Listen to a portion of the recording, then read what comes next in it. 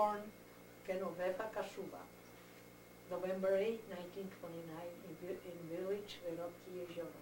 We live in Jezioro, beautiful place with lake and island. We could walk to the island through a small wooden bridge from our land. My dad owned lots of land and forest, lots of farming, our own horses to work and horses to go to church in a fancy carriage, and shopping. My dad owned machinery for farming and seeding potatoes and all the other things that you plant, wheat, beans, and big apple trees and cherry trees. My dad used to rent them to other people. We used to go and pick up our own mushrooms in the forest on our land. Until war broke out in 1939. Dad went to war because he was in a reserve. In 1939, Mom and me, sisters Stasha and Vanda,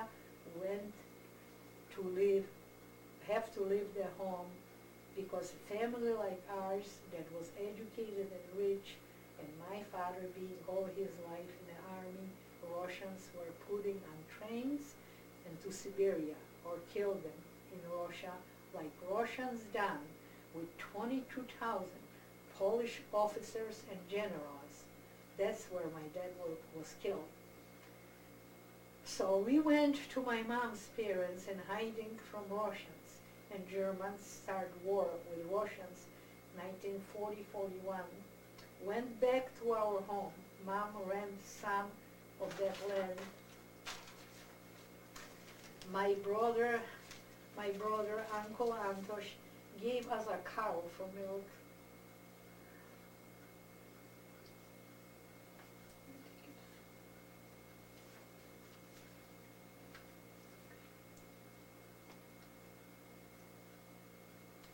Most of the people were there.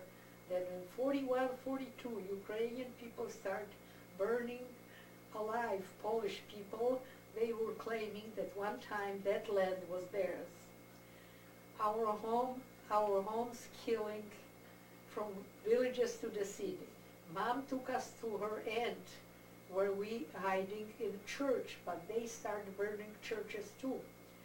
41, 42, that was pure hell, and we went to my Chocha Aniela, mom's sister. From there, they took us to Germany, to forced labor. I don't exactly remember the dates. I was by then about 12 years old. And we have to work 6, 7 days sometimes in a factory, and we only got a slice of bread and the water.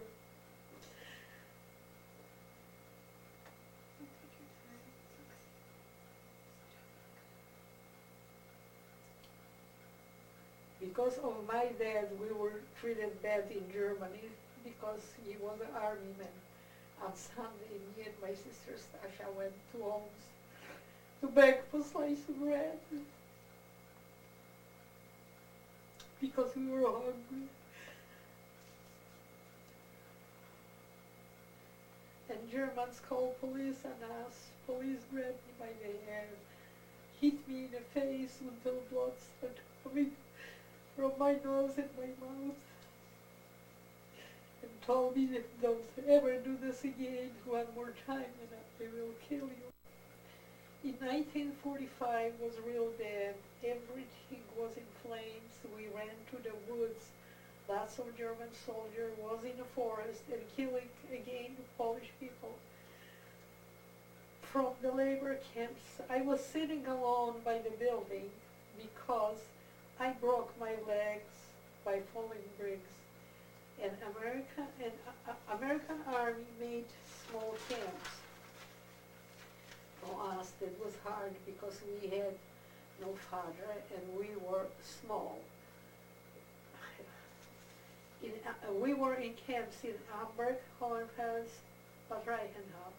I got married at 16 in Holland-House, and we were transferred to Bad Reichenhall. my husband was driving trucks for American Army. Both my sons, Joseph and John, were born in Germany, in Hamtramck. Times were hard for families. We were not hungry, but it was not much for children. When Americans came in 1945, we tried to come here, but not until 51. We came here, it was another hell. We only had blind sponsor. We were in a school at St. Augustine in Canfield for 2 weeks, no heat, nothing to live there. That was no heat. That was no heat. Both my sons were sick after that. My husband found a rent and got a job at Chrysler. But that was short. He got laid off. We really had hard times. Not like now, people are coming and they get in food stamps and welfare and everything. So from one hell we came to the other one. If we would have money at that time, we would go back, but we didn't have no money. I went through a lot of pain. All my 3 children divorced. The final blow came when my only daughter died. At 40, I have 2 children and no father.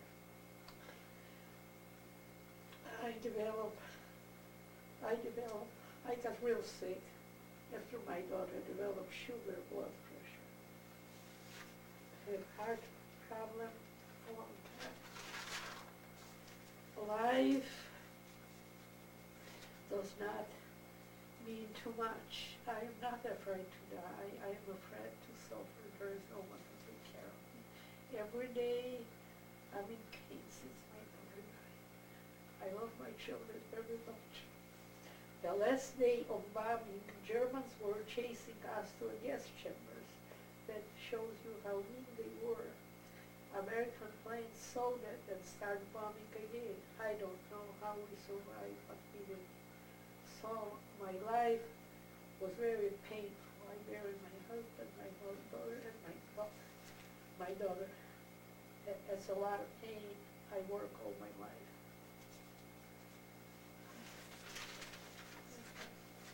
Is there anything else you want? No, unless there's anything else you want to add. When we were here, my husband struggled. He was educated and he would take any kind of job, just support the family. And, we put the kids through school and everything. We tried the best, but it's hard when you have no one and nothing. So, that's it.